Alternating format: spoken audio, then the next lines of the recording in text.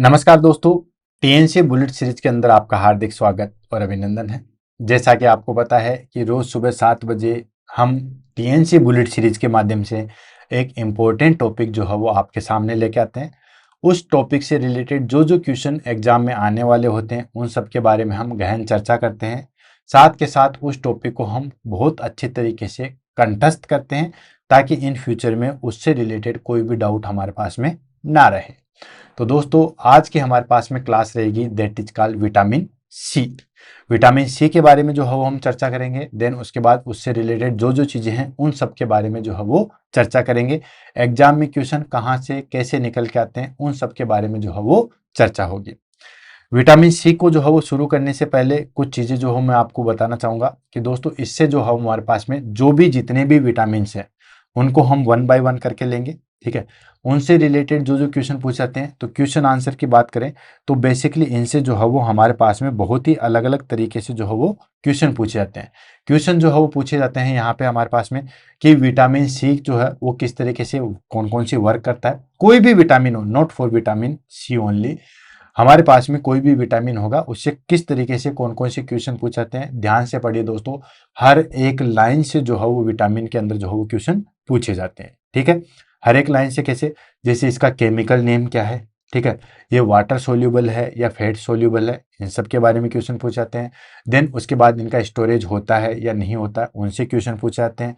Then उसके बाद में इनके फंक्शन क्या क्या है, फंक्शन तो मस्ट है, फंक्शन के बारे में क्वेश्चन पूछा जाता है। देन अगर उस पर्टिकुलर विटामिन की डेफिशिएंसी हो जाएगी तो किस तरीके से जो है वो कौन कौन से डिजीज हो जाएंगे, कौन कौन से रोग जो है वो हमें देखने को मिलेंगे, इन सब के बारे में क्वेश्चन पूछा जाता है। देन उसके बाद डेली रिक्वायरमेंट कितनी होती है उन सब के बारे में क्वेश्चन पूछा जाता है। देन रिसोर्सेज कौन कौन से होते हैं, किसमें ये सबसे ज़्यादा प्रेजेंट होता है, वहाँ पे क्वेश्चन पूछे जाते हैं। यानी कि कुल मिला के विटामिन जितने भी हैं वो बहुत ईजी हैं, नो डाउट, लेकिन हर एक लाइन से क्वेश्चन पूछाते हैं। तो जितनी भी आप लाइनें पढ़ोगे सारी की सारी लाइनें जो है वो हमारे पास में इंपॉर्टेंट है। ठीक है, मैं बिल्कुल डिटेल से बहुत इत्मीनान से और बहुत अच्छे तरीके से आपको ये सारी चीजें बताऊंगा, लेकिन आपको जो है वो याद रखना है। इसलिए मैं आपको बार बार कहता हूं कि आप जो है वो नोट्स बनाइए। क्यों?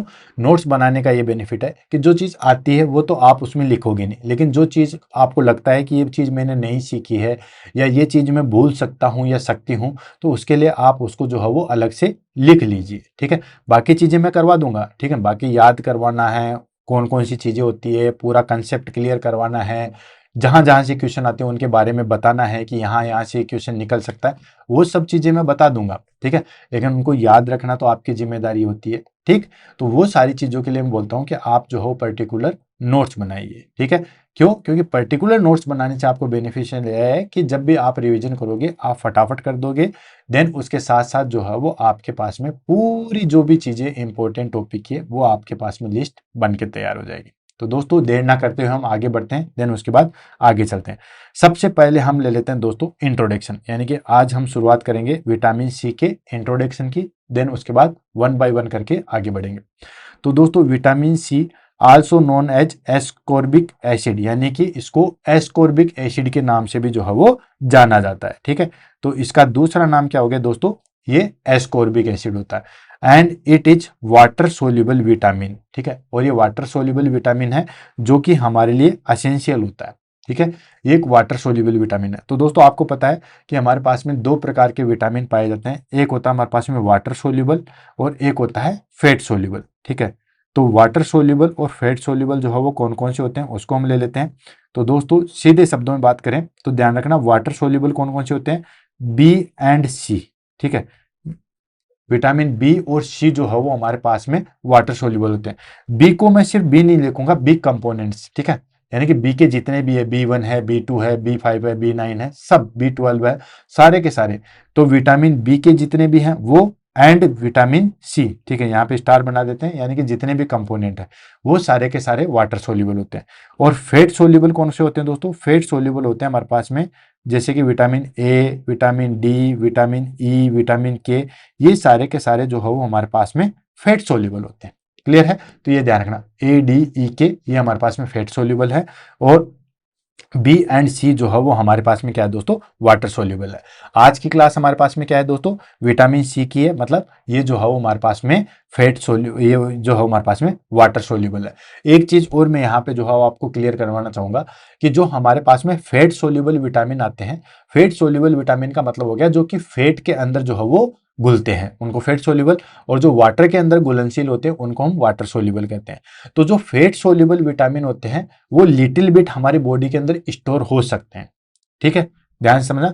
जो फैट सोल्यूबल विटामिन है वो हमारी बॉडी के अंदर स्टोर होते हैं, जो वाटर सोल्यूबल विटामिन है वो कभी भी बॉडी के अंदर स्टोर नहीं होते हैं। मतलब राउंड फिगर में देखा जाए तो वाटर सोल्यूबल विटामिन की टॉक्सिसिटी नहीं होती है, अगर हम ज्यादा भी खा लेंगे तो टॉक्सिसिटी नहीं होती है। हाँ, रेट टू रेट अगर हद से ज्यादा खा लेंगे तो लिटिल बिट होती है, वैसे तो टॉक्सिसिटी होती नहीं है, अगर होती है तो भी लिटिल बिट होती है। लेकिन जो फैट सोल्यूबल विटामिन है वो हमारे पास में अगर ज्यादा इंटेक कर लेंगे तो उनकी टॉक्सिसिटी हो जाती है, पहली चीज। दूसरी चीज, वाटर सोल्यूबल विटामिन हमें लगातार चाहिए होता है क्योंकि वो स्टोर नहीं हो सकते। फैट सोल्यूबल विटामिन अगर आप नहीं भी लोगे तो भी कुछ दिनों के अंदर जो है वो हमारे पास में उससे काम चल जाएगा, ठीक है। तो ये मोटा मोटी इंफॉर्मेशन थी, अब वो आगे बढ़ते हैं, ठीक है।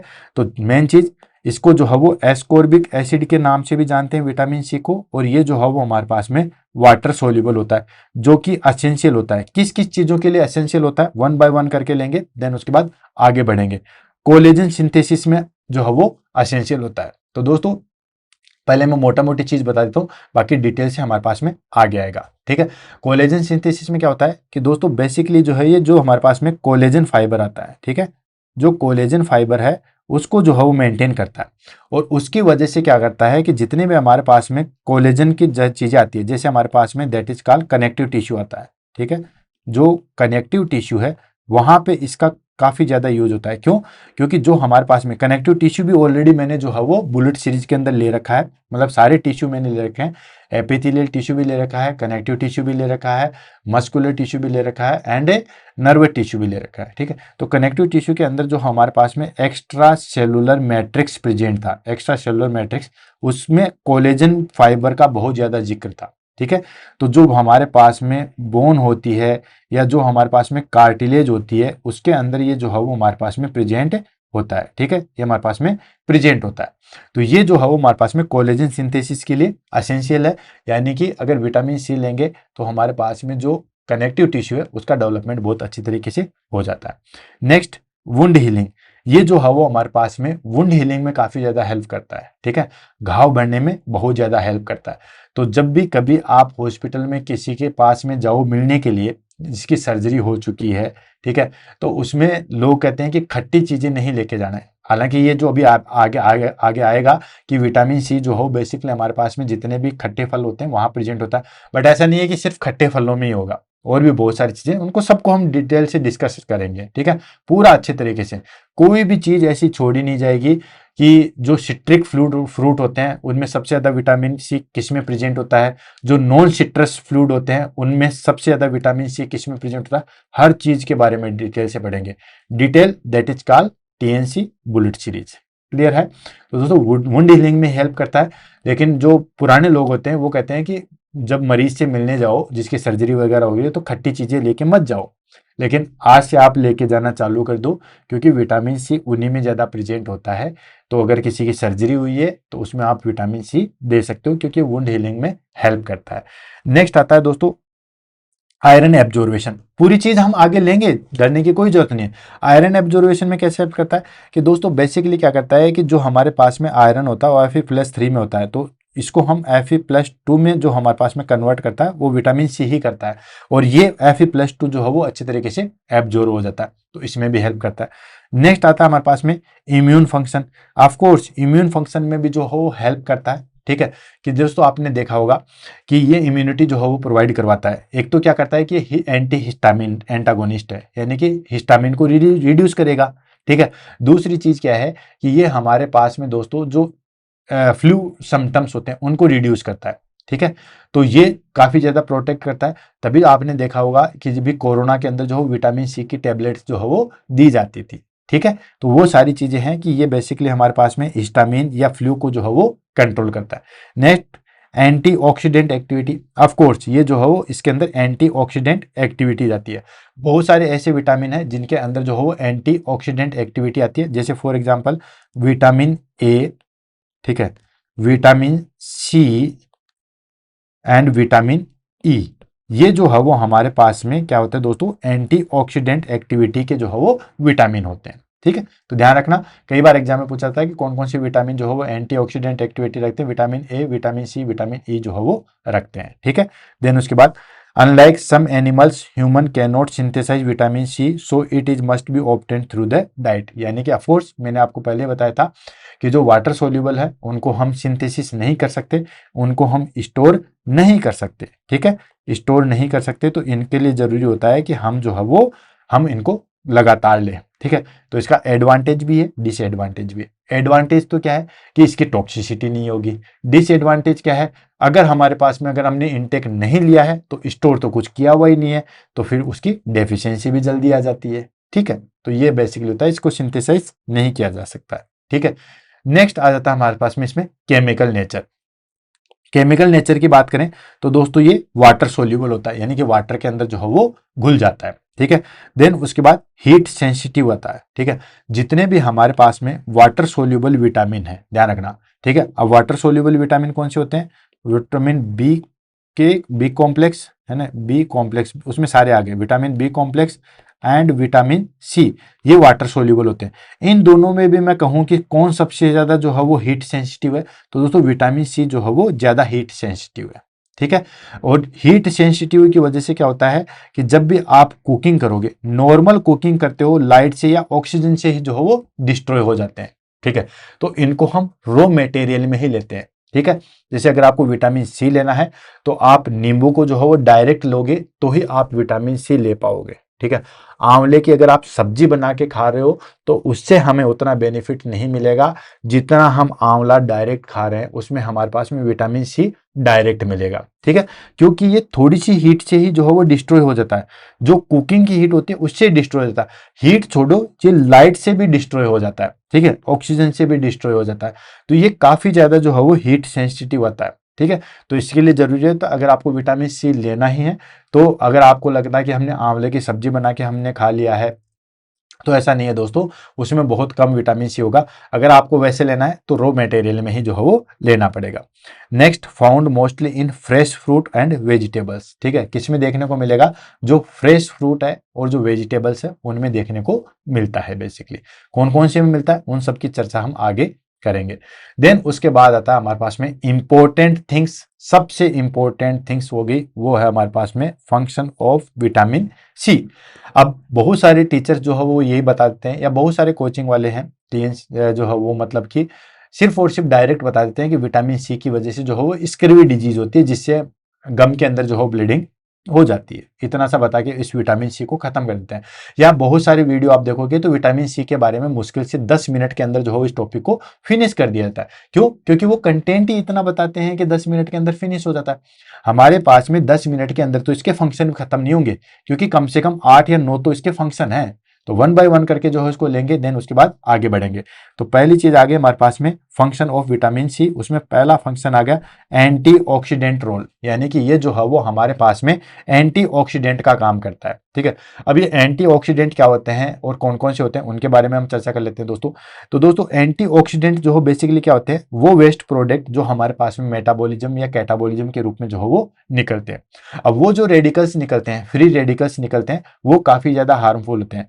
उन फ्री रेडिकल्स, जो भी हमारे पास में फ्री रेडिकल्स है, ठीक है, ये जो है वो अगर हमारी बॉडी से आगे नहीं निकले तो ये क्या करते हैं दोस्तों, कैंसर एजेंट बनाते हैं। क्या दोस्तों, कैंसर एजेंट का जो है वो रूप धारण कर लेते हैं, कैंसर जो है वो बना देते हैं।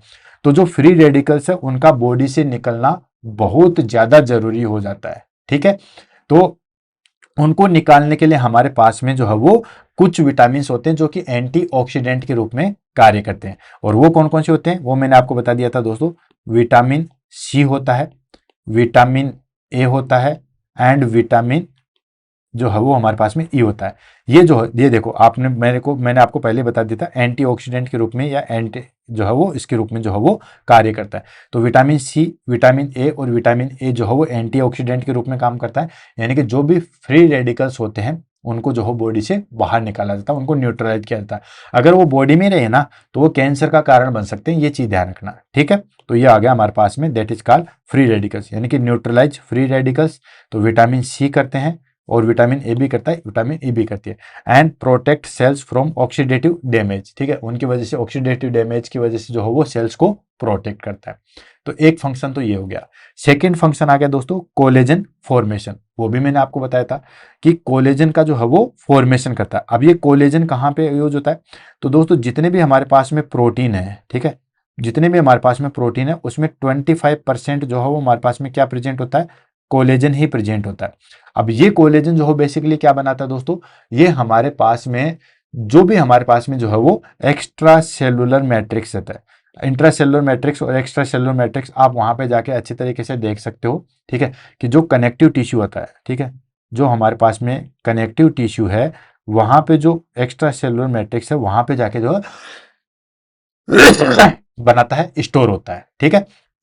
तो ये कुल मिला के कह सकते हैं कि कोलेजन फॉर्मेशन बनाएगा, मतलब कनेक्टिव टिश्यू बनाने में हेल्प करता है, ठीक है। और कनेक्टिव टिश्यू में हमारे पास में कार्टिलेज हो गया, ब्लड वेसल्स हो गया, बोन हो गया, उन सब चीजों में जो है वो हेल्प करता है। यानी कि essential for synthesis of collagen, ये जो है वो कोलेजन का सिंथेसिस करता है। A protein needed for skin, blood vessels, cartilage and bone. ये एक ऐसी प्रोटीन होती है जो कि स्किन के लिए, ब्लड वेसल्स के लिए, कार्टिलेज एंड बोन के लिए जो है वो असेंशियल होती है। And help in wound healing, और कोलेजन फॉर्मेशन होता है, कोलेजन फाइबर बनते हैं, तो वुंड हीलिंग में भी जो है वो हेल्प करता है। क्लियर है? सॉरी। नेक्स्ट आ जाता है हमारे पास में आयरन एब्जॉर्वेशन, ठीक है। आयरन एब्जॉर्वेशन में किस तरीके से हेल्प करता है, तो दोस्तों ये क्या करता है, enhance absorption of non heme iron, ठीक है, यानी कि प्लांट बेस्ड आयरन होता है उसको जो है वो इंटेस्टाइन में एब्जॉर्वेशन में कन्वर्ट करता है। आप इसको शॉर्ट फॉर्म में लिखो कि ये बेसिकली जो है वो हमारे पास में Fe+3 है, उसको किस में कन्वर्ट करता है दोस्तों, Fe+2 में जो है वो कन्वर्ट करता है, ठीक है। तो ये जो हमारे पास में आयरन, जो एनीमिया कई बार होता है, विटामिन सी की वजह से भी जो है वो एनीमिया होता है। एक्चुअली वो विटामिन सी की वजह से कैसे एनीमिया हो रहा है, तो दोस्तों एनीमिया की क्लास मैंने आपको यहाँ पे बुलेट सीरीज के अंदर ले रखी है, वहां पे आप देख सकते हो। तो जो एनीमिया होता है विटामिन सी की वजह से, वो क्यों होता है, तो एक्चुअली वो विटामिन सी किस तरीके से रोल करता है, वो एक्चुअली क्या करता है कि जो आयरन है, ठीक है, इसको एब्जॉर्वेशन में हेल्प करता है, ठीक है।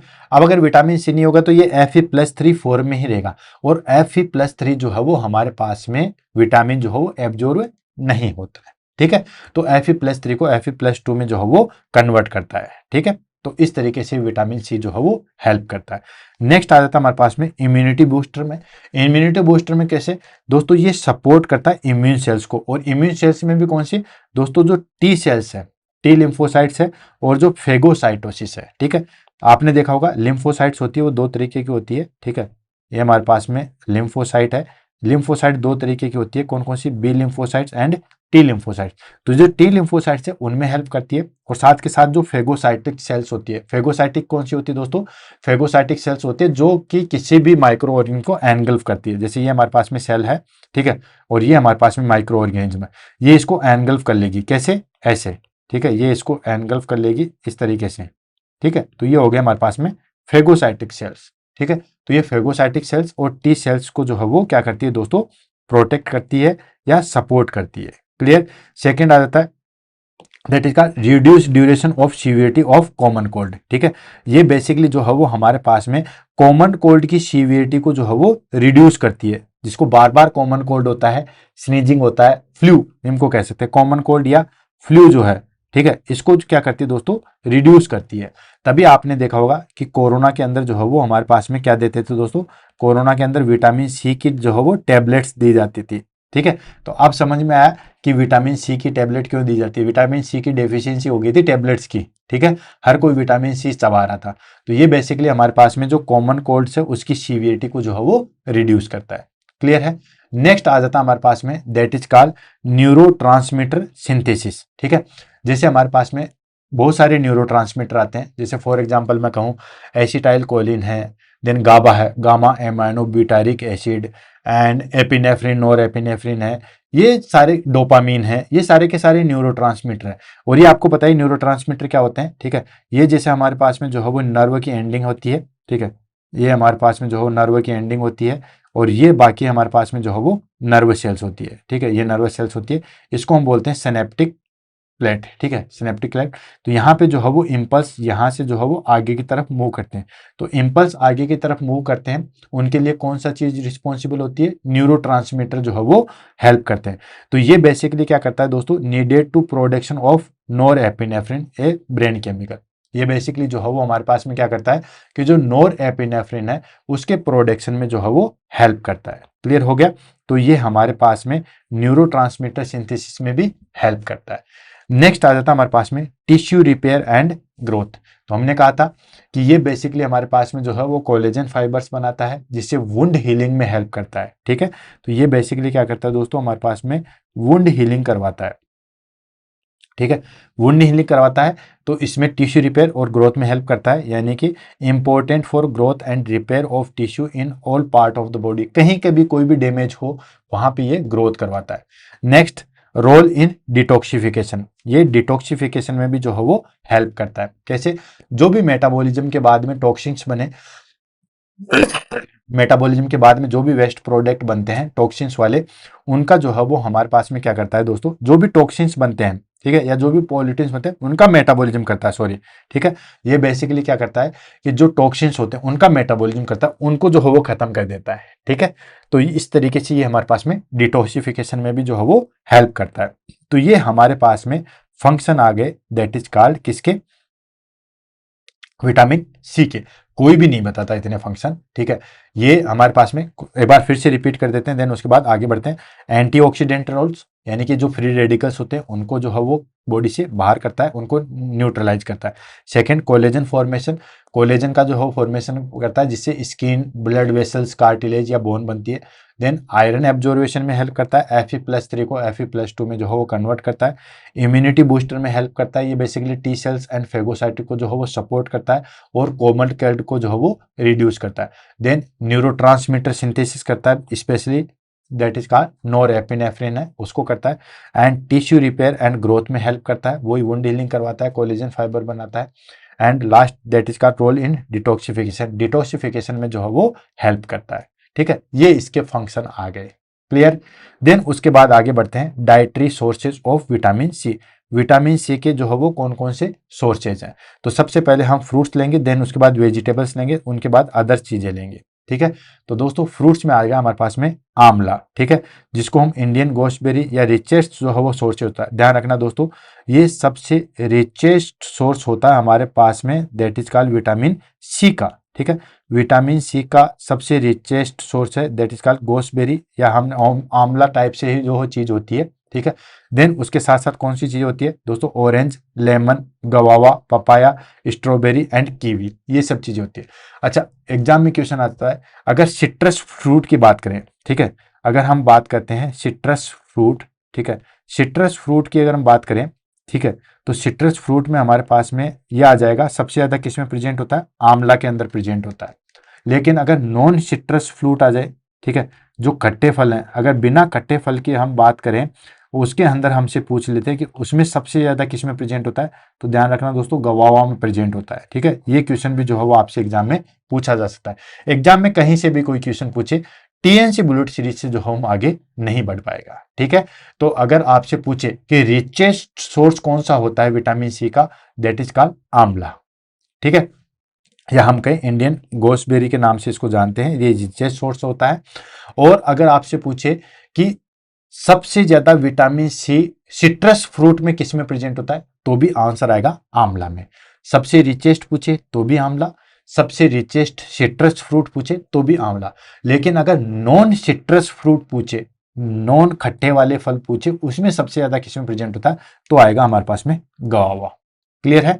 बाकी और भी चीजें हैं, ऑरेंज में प्रेजेंट होता है, लेमन में प्रेजेंट होता है, पपाया में प्रेजेंट होता है, स्ट्रॉबेरी, कीवी, इन सब में प्रेजेंट होता है। वेजिटेबल्स की बात करें तो दोस्तों broccoli, bell peppers, tomatoes, cabbage, spinach, potatoes, इन सब में जो है वो हमारे पास में जो है वो विटामिन सी प्रेजेंट होता है। ठीक है, ये आ गए वेजिटेबल्स। ठीक, वैसे फ्रूट्स में सबसे ज़्यादा प्रेजेंट होता है और वेजिटेबल्स में प्रेजेंट भी होता है, लेकिन वेजिटेबल्स को हम पका के खाते हैं, आपको पता ही है। तो पकाने की वजह से विटामिन सी वैसे ही जो है वो डिस्ट्रॉय हो जाता है। अदर बात करें तो जो फ्रेट फ्रूट जूस होते हैं, जैसे ऑरेंज का जूस हो गया, नींबू का जूस हो गया, ठीक है, उसमें जो है वो प्रेजेंट होता है। तो ये हमारे पास में डाइटरी सोर्सेज आ गए। याद रखना, सिट्रस फ्रूट में, नॉन सिट्रस फ्रूट में या ऑल ओवर पूछे तो कौन कौन से आंसर आएंगे। क्लियर है? तो दोस्तों, cooking and storage reduce the vitamin C content. Cooking करते हैं या स्टोरेज करते हैं तो विटामिन सी की जो है वो डेफिशिएंसी होती है। ये तो मैं काफ़ी बार पहले भी आपको जो है वो बता चुका हूँ। क्लियर है? नेक्स्ट आता है हमारे पास में रिकमेंडेड डाइटरी अलाउंसेस। आरडीए के अनुसार जो है वो कितना जो है वो हमें प्रेजेंट होता है।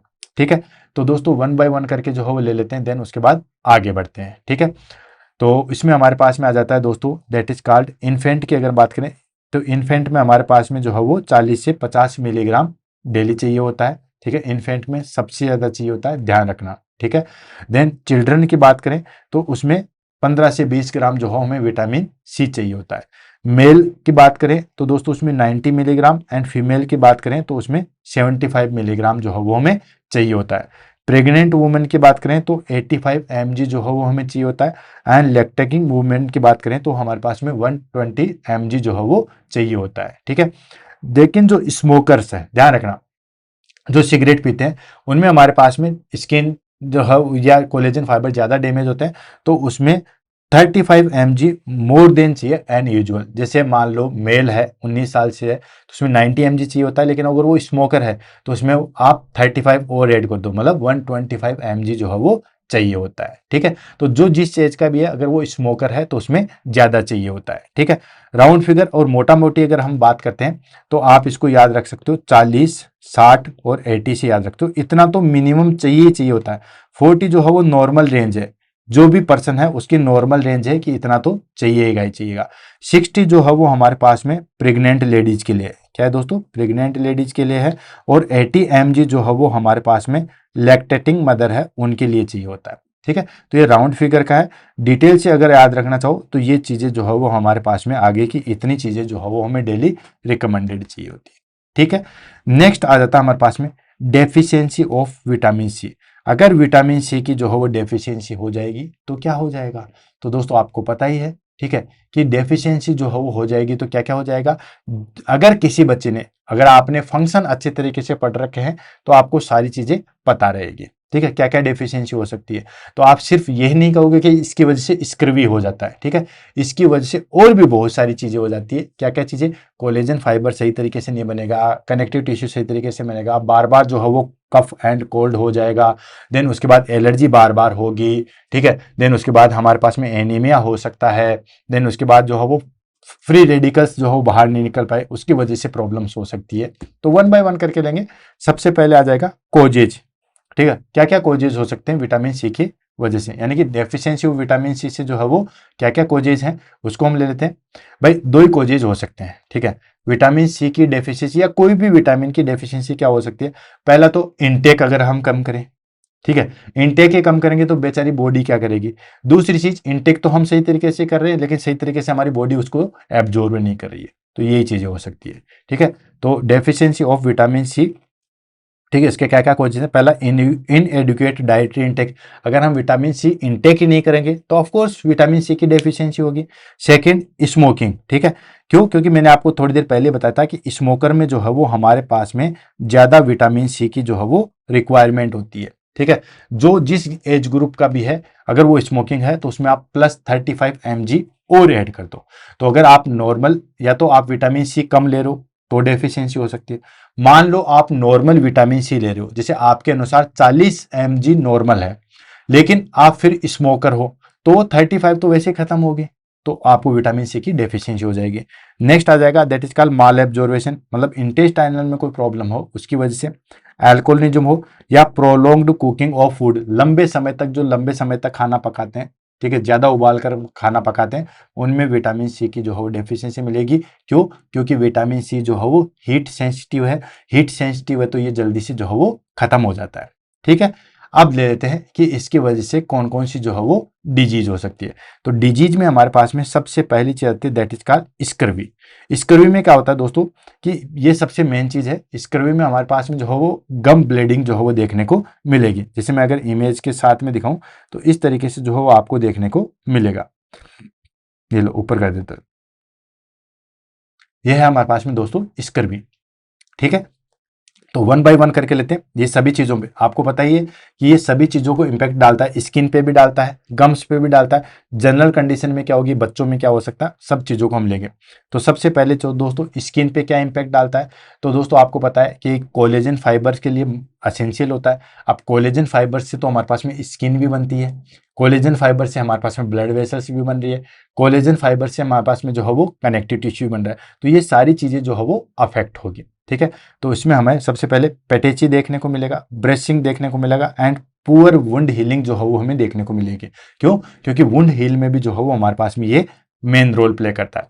सेकेंड, अगर गम्स की बात करें तो गम्स जो है वो स्वेलन होंगे, ब्लीडिंग गम्स होंगे, टूथ जो है वो लूज हो जाएंगे, टूथ की जो हो सही तरीके से पकड़ नहीं होगी। ठीक है, जिसको हम क्या कहते हैं दोस्तों, दैट इज कॉल्ड स्कर्वी। ठीक है, बेसिकली जो है वो हम इसको क्या कहेंगे दोस्तों, स्कर्वी के नाम से जो है वो जाना जाता है।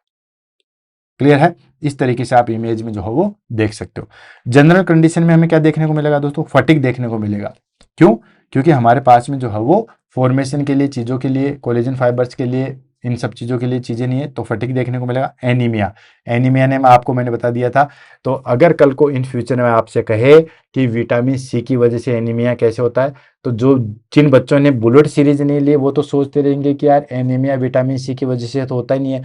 हमने तो और भी टीचर से बहुत बार एनीमिया पढ़ लिया है, लेकिन कहीं पे भी विटामिन सी का जिक्र नहीं हुआ। तो दोस्तों डायरेक्टली जो है वो विटामिन सी जो है वो एनीमिया कोज नहीं करता है।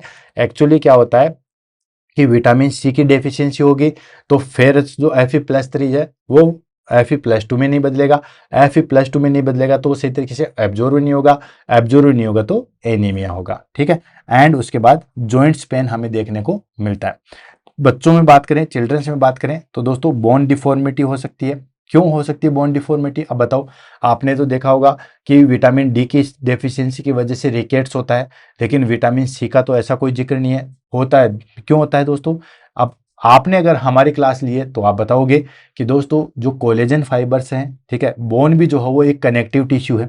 तो कनेक्टिव टिश्यू जब मैंने पढ़ाया था तब मैंने बताया था कि कनेक्टिव बोन जो है वो एक कनेक्टिव टिश्यू है, ब्लड जो है वो एक कनेक्टिव टिश्यू है, कार्टिलेज जो कनेक्टिव टिश्यू है। ठीक है, तो बोन जो है वो कनेक्टिव टिश्यू है और उसके अंदर जो है बेसिकली कोलेजन फाइबर्स होते हैं, और कोलेजन फाइबर का फॉर्मेशन कौन कर रहा है? विटामिन सी करिए। अब कोलेजन फाइबर्स का जो है फॉर्मेशन नहीं हो रहा है तो बोन की तो डिफॉर्मिटी आएगी आएगी। ठीक है, देन इरिटेबिलिटी हो सकती है। इरिटेबिलिटी क्यों? क्योंकि न्यूरोट्रांसमीटर कहाँ से सीक्रेट हो रहे हैं, या न्यूरोट्रांसमीटर का कौन कर रहा है सिंथेसिस? विटामिन सी कर रहा है। एंड डिले ग्रोथ, ग्रोथ जो है वो डिले होगी। क्यों? क्योंकि दोस्तों आपको पता ही है ये बेसिकली जो है वो ग्रोथ एंड डेवलपमेंट में हेल्प करता है। ठीक है, तो पढ़ो ऐसे जैसे बरसों जीना हो, जियो ऐसे जैसे कल ही मर जाना हो। दोस्तों चीजें अच्छे तरीके से पढ़ो। मैं चीज ये कहता हूं, मैं बार बार जो हो बच्चों को ये कह रहा हूं कि जो शॉर्ट नोट वाली चीजें हैं या जो सुपरफिशियली तरीके से जो पढ़ते हैं ना, वो जमाना गया। ठीक है, आजकल बहुत डिटेल से क्वेश्चन आते हैं, तो जिसने बहुत डेप्थ तरीके से जो है वो स्टडी की है वो ही एग्जाम को जो है वो क्रैक कर सकता है। तो मैं कभी भी सुपरफिशियली पढ़ने के लिए, कोई बच्चे मेरे को कहते हैं कि सर कोई इंपॉर्टेंट चीजें बता दो, तो इंपॉर्टेंट कुछ नहीं होता। ठीक है, चीजें सारी इंपॉर्टेंट है। जो भी पढ़ो उसको अच्छे तरीके से पढ़ो, डिटेल से पढ़ो, ताकि वहां से कोई भी क्वेश्चन निकल के आए तो आपका क्वेश्चन गलत नहीं हो। पूरे दिन में आपने 5 डिजीज पढ़ी, भले चाहे 2 ही पढ़ो या 3 ही डिजीज पढ़ो, लेकिन उनको अच्छे तरीके से पढ़ो कि उससे बाहर आपका एग्जाम में कोई भी क्वेश्चन जो है वो ना आ पाए। क्लियर है? देन उसके बाद आता हमारे पास में diagnosis of deficiency. Vitamin C की डेफिशिएंसी होगी, उसका आप डायग्नोसिस कैसे करोगे? ठीक है, तो बहुत अच्छे तरीके से, पहला तो है clinical sign and symptoms. Clinically sign and symptoms के आधार पे करेंगे, स्कर्वी होगा, एनीमिया होगा, ये बेसिकली चीजें होगी तो हम देख सकते हैं।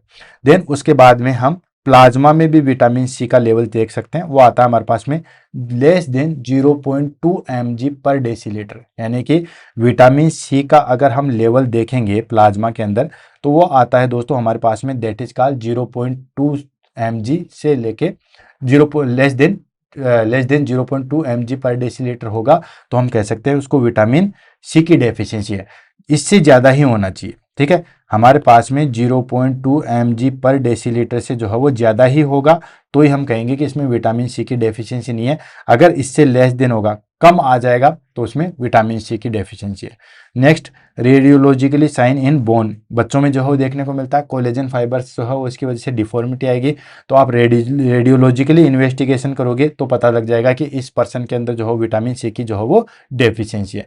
Next, response to supplementation confirmative diagnosis. अब देखो ये बड़ा इंटरेस्टिंग चीज है, response to supplementation confirmative diagnosis. ठीक है, यानी कि रिस्पॉन्स टू सप्लीमेंटेशन, इसमें हम क्या करते हैं दोस्तों, जैसे बच्चे को दिक्कत आ रही है, ये सारी चीजें बोन डिफॉर्मिटी, स्कर्वी, ये सब चीजें, आपको लगता है कि इसके अंदर विटामिन सी की जो है वो डेफिशिएंसी है, आपने उसको विटामिन सी दिया। ठीक है, विटामिन सी दिया, देन उसके अंदर जो है वो जैसे आपने दिया सप्लीमेंट दिया, देन उसके अनुसार उसने रिस्पॉन्स किया, मतलब विटामिन सी जो है वो हट चुका है, वो सही तरीके से रिएक्ट करता है, फिर आपका कंफर्मेशन हो जाएगा कि हाँ इसके अंदर पर्टिकुलर विटामिन सी की जो है वो डेफिशिएंसी थी। तो ये बड़ा इंटरेस्टिंग था विटामिन की डेफिशिएंसी को जानने के लिए। हम सभी विटामिन में ऐसे ही जो है वो बेसिकली करते हैं। ठीक है, तो ये बेसिकली हो गया हमारे पास में डायग्नोसिस। नेक्स्ट आता है हमारे पास में ट्रीटमेंट, यानी कि अगर किसी के अंदर जो है वो विटामिन सी की डेफिशिएंसी हो चुकी है, ठीक है, तो उसका ट्रीटमेंट कैसे करेंगे। ठीक है, तो ट्रीटमेंट में आ गया कि अगर उसको स्कर्वी है, एडल्ट है, तो उसको हम क्या करेंगे दोस्तों, उसमें हम 500 से 1000 mg जो है वो पर डे देंगे, ओरली 1 to 2 वीक्स देंगे। ठीक है, यानी कि कम से कम 7 से 14 दिन के लिए जो है वो 500 से 1000 mg जो है वो पर डे देंगे। 500 की टेबलेट देंगे तो हम बीडी देंगे, सुबह शाम देंगे, और 1 से 2 सप्ताह के लिए देंगे, यानी कि 7 से 15 दिन के लिए जो है उसको ट्रीटमेंट देंगे। ठीक है, ये होता है। प्रिवेंशन की बात करें कि किसी को जो है, ये तो हो गए कंडीशन, अगर हमारे पास में डिजीज हो गई, स्कर्वी हो ही गई है, तो उसके बाद में हम क्या चीज देंगे। एक अच्छी चीज भी है, अगर आप ज्यादा भी दे दोगे ना तो कोई ज्यादा दिक्कत आएगी नहीं, उतनी ज्यादा दिक्कत आएगी नहीं। क्यों? क्योंकि ये ज्यादा जो है वो स्टोर नहीं होता है, वाटर सोल्यूबल है। ठीक है, वाटर सोल्यूबल जो है वो इनकी टॉक्सिसिटी ज्यादा होती नहीं है। ठीक है, बट नॉर्मली 500 से 1000 mg जो है वो पर डे दिया जाता है, ओरली दिया जाता है, और 1 से 2 वीक के लिए दिया जाता है, अगर उसको कंफर्म हो गया कि इसको जो है विटामिन सी की डेफिशिएंसी स्कर्वी है। देन प्रिवेंशन की बात करें कि विटामिन सी की जो है वो आगे हो ही ना, जैसे मैं हूं या आप लोग हो, तुम अपने को विटामिन सी हो ही ना, इसके लिए हम क्या कर सकते हैं दोस्तों, तो डेली हमें जो है वो 75 से लेकर 90 mg जो है वो पर डे विटामिन सी लेनी चाहिए। ठीक है, 75 से 90 mg जो है वो पर डे हमें लेनी चाहिए। ठीक है, ताकि आगे हमें विटामिन सी की डेफिशिएंसी ना हो। अगर हो चुकी है तो अगर एडल्ट है तो हम इतना लेंगे, लेकिन अगर बच्चा है, स्कर्वी है, बच्चा है, तो उसके अंदर हम क्या लेंगे दोस्तों, तो 100 से 300 mg पर डे जो है वो दी जाती है 1 से 2 वीक के लिए। ठीक है, यानी कि वही चीज है, डोज यहाँ पे कम कर दी गई है। अगर विटामिन सी की डेफिशिएंसी है, यानी कि स्कर्वी हो चुका है, तो अगर बच्चों में है तो दोस्तों 100 से 300 mg जो है वो पर डे लिया जाता है 1 से 2 सप्ताह के लिए। अगर एडल्ट है तो उसमें हम 500 से 1000 mg पर डे जो है वो लेते हैं, वो भी ओरली लेते हैं, 1 से 2 वीक के लिए जाता है। और बात करते हैं हम प्रिवेंशन की। प्रिवेंशन इन द सेंस, हमें स्कर्वी नहीं है, जैसे आपको मुझे स्कर्वी नहीं है, कोई विटामिन सी की अभी डेफिशिएंसी का कोई साइन नहीं है, लेकिन फिर भी हमें विटामिन सी की डेफिशिएंसी ना हो, इसके लिए हम क्या कर सकते हैं दोस्तों, इसके लिए हम पर डे जो है वो 75 से 90 mg जो है वो ओरली विटामिन सी जो है वो ले सकते हैं। क्लियर है, ये हो गया इसका ट्रीटमेंट। अब हम बात करते हैं टॉक्सिसिटी। टॉक्सिसिटी के लिए मैं बात करूं कि बेसिकली जो है वो हमारे पास में टॉक्सिसिटी नहीं होती है। क्यों? क्योंकि vitamin C is a water soluble and excess is excreted high dose can cause. ठीक है, नॉर्मली हम लेते हैं तो उसमें कोई दिक्कत होती नहीं है, लेकिन अगर फिर भी हद से ज्यादा ले ले तो क्या हो सकता है। ठीक है, अगर डोज हमारे पास में 2000 mg पर डे से ज्यादा लेंगे, और ये डोज तभी ली जा सकती है जब आप टेबलेट के रूप में लोगे। ठीक है ना, नॉर्मली आप फ्रूट खा के इतनी डोज नहीं ले सकते। ठीक है, तो बेसिकली तो मोटा मोटी चीज तो आपको यही ध्यान में रखनी है कि विटामिन सी जो है वाटर सोल्यूबल है, जिसका मैं बार बार जिक्र कर रहा हूं, तो ज्यादा वाटर सोल्यूबल होता है तो उनकी जो है वो टॉक्सिसिटी नहीं होती है, क्योंकि वो एक्सक्रीट हो जाते हैं। लेकिन फिर भी अगर मान को आपने जो है बहुत सारी टेबलेट खा ली है, ठीक है, हद से ज्यादा, कितनी, अगर 2000 mg से पर डे से भी ज्यादा आपकी ने डोज ले ली है, तो क्या होगा दोस्तों, सबसे पहले हम बात करते हैं जीआई सिस्टम सिम्टम्स की। तो दोस्तों उसमें हमारे पास में डायरिया हो सकता है, एब्डोमिनल क्रैम्प्स हो सकते हैं, नोजिया हो सकता है। ठीक है, देन उसके बाद रीनल इफ्लेक्ट की बात करें तो किडनी स्टोन हो सकता है, क्योंकि ऑक्जिलेट स्टोन जो है वो आपने देखा होगा, ठीक है, यूरिक एसिड वाला जो स्टोन है, ठीक है, ऑक्जिलेट स्टोन जो है वो हम देखने को मिलता है, कैल्शियम ऑक्जिलेट, कैल्शियम फॉस्फेट, तो वो स्टोन हमें देखने को मिलेगा, not uric acid. Next, interference की बात करें, may affect glucose and urine test result, ठीक है, अगर हम किसी ने बहुत ज़्यादा विटामिन सी ले लिया है और फिर हम अगर वो ग्लूकोज चेक करना चाहेंगे या यूरिन टेस्ट करना चाहेंगे तो उसकी रीडिंग जो है वो सही नहीं आएगी। कुल मिला के पहली बात तो अगर आप एक्सेसिव अमाउंट में ले लेते हो तो चांसेज ये हैं कि उसकी कोई टॉक्सिसिटी नहीं होगी, वो वेस्ट प्रोडक्ट के द्वारा बाहर निकल जाएगा। लेकिन अगर फिर भी ले लिया है तो भी हमारे पास में कोई ज़्यादा चीज़ें नहीं आएगी, डायरिया हो जाएगा, एब्डोमिनल क्रैम्प हो जाएगा, नोजिया हो जाएगा, किडनी स्टोन हो जाएगा, ये नॉर्मली चीज़ें हैं। तो ये बेसिकली जो है वो हमें देखने को मिलती है। क्लियर है। नेक्स्ट आ जाता है clinically usages of vitamin C, ठीक है, विटामिन सी का क्लिनिकली क्या यूजेज है दोस्तों, ऑफ कोर्स वही चीज़ है, वुंड हीलिंग में हेल्प करता है ये हमारे पास में, आयरन डेफिशिएंसी एनीमिया में हेल्प करता है हमारे पास में, ये एंटीऑक्सीडेंट होते हैं जो कि फ्री रेडिकल्स को बाहर निकालता है, कोल्ड से जो है वो प्रिवेंशन करता है, देन उसके बाद जितने भी स्क्रवी डिजीज है उससे रिलीव करता है। तो ये सारे जो है वो हमारे पास में है, तो क्लिनिकल यूजेज तो है ही है, ठीक है। नॉर्मली अगर हम देखा जाए किसी को बार बार जुकाम हो रही है तो हम भी विटामिन सी की टेबलेट दे देते हैं, ठीक है, किसी को बार बार जुकाम लग रही है तो आप विटामिन सी लेना चालू कर दो, ठीक है। तो इस क्लास से ये भी फायदा आपको हो गया। तो ट्रीटिंग स्कर्वी को जो है वो ठीक करने के लिए, supporting wound healing and post surgery के बाद जो वुंड हीलिंग होता है उसको सपोर्ट करने के लिए, अगर किसी का घाव जल्दी से बढ़ना है तो विटामिन सी की टेबलेट ऐड कर दीजिए। और आपने देखा भी होगा जो सर्जरी डिपार्टमेंट में काम करते हैं, आपने देखा होगा सर्जरी के बाद विटामिन सी जो है वो ऐड कर दिया जाता है। आयरन डेफिशिएंसी एनीमिया डायरेक्टली ये जो है वो कोज नहीं करता है, लेकिन को एडमिनिस्ट्रेटिव एनहेंस आयरन एब्जॉर्वेशन में, and as an antioxidant supplement. तो एंटीऑक्सीडेंट फ्री रेडिकल्स आपको निकालना है तो नींबू आंवला ये खाइए, ये फ्री रेडिकल्स के रूप में काम करते हैं। जो भी हमारे पास में एक्स्ट्रा रेडिकल्स फ्री रेडिकल्स बचे उनको जो है वो मेटाबॉलिज्म कर देंगे। एंड में रिड्यूस कोल्ड ड्यूरेशन, ठीक है, नॉट प्रिवेंशन नहीं करता है बट उसके ड्यूरेशन को जो है वो डिक्रीज कर देता है। ये हमारे पास में जो है वो क्लिनिकल यूजेज हैं किसके, विटामिन सी के, ठीक है। अब दोस्तों फटाफट जो है वो इसकी समरी ले लेते हैं, देन इस टॉपिक को जो है वो फिनिश कर देते हैं, ठीक है। चलते हैं, दैट इज कॉल्ड फर्स्ट चीज, नेम की बात करें तो ये जो हो दोस्तों हमारे पास में एस्कॉर्बिक एसिड के नाम से जो है वो जाना जाता है, एस्कॉर्बिक एसिड जो होता है। देन सोल्यूबिलिटी देखें तो ये वाटर सोल्यूबल होता है, आपको बताइए। की फंक्शन की बात करें तो ये कोलेजन सिंथेसिस करवाता है, एंटीऑक्सीडेंट करवाता है, आयरन एब्जॉर्वेशन करवाता है, न्यूरोट्रांसमीटर सिंथेसिस करवाता है, वुंड हीलिंग करवाता है, ठीक है, फ्लू को डिस्ट्रॉय करता है, एंटा हिस्टामिन वर्क करता है, ये सारी चीजें। बेस्ट सोर्सेज की बात करें तो दोस्तों आंवला आएगा बेस्ट सोर्सेज हमारे पास में, ठीक है। अगर सबसे पूछे कि सबसे अच्छा सोर्स क्या है, आंवला है।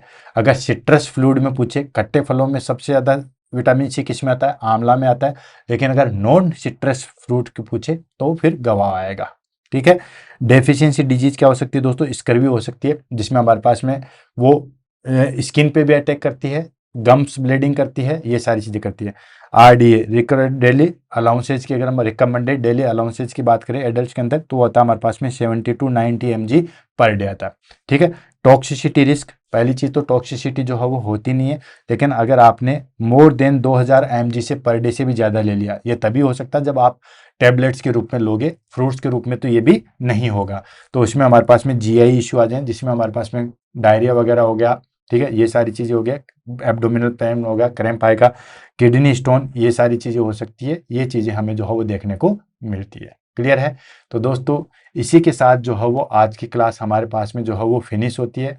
आई होप, अगर दिल से बताना दोस्तों कि क्लास जो है वो आपको कैसी लगी, जो चीजें आप नॉर्मली विटामिन सी को अब तक पढ़ते आ रहे थे अपने नर्सिंग के टाइम पे, उससे और आज की क्लास में आपने कितना जो है वो ज्यादा नॉलेज गेन किया, या आपने और भी कहीं विटामिन सी पढ़ा होगा, यूट्यूब पे भी पढ़ा होगा या और कहीं कोचिंग में पढ़ा होगा, कहीं पे भी पढ़ा होगा, उसके कंपैरिजन में आज की क्लास के अंदर आपने कितना नॉलेज गेन किया, कैसी क्लास लगी, उसके बारे में दोस्तों 2 शब्द जरूर बताइएगा। इसी के साथ हम आज की क्लास से अलविदा लेते हैं, मिलते हैं कल सुबह 7 बजे नए टॉपिक के साथ में। तब तक के लिए all the best, have a nice day. Class के बारे में जरूर बताइएगा। Thank you so much.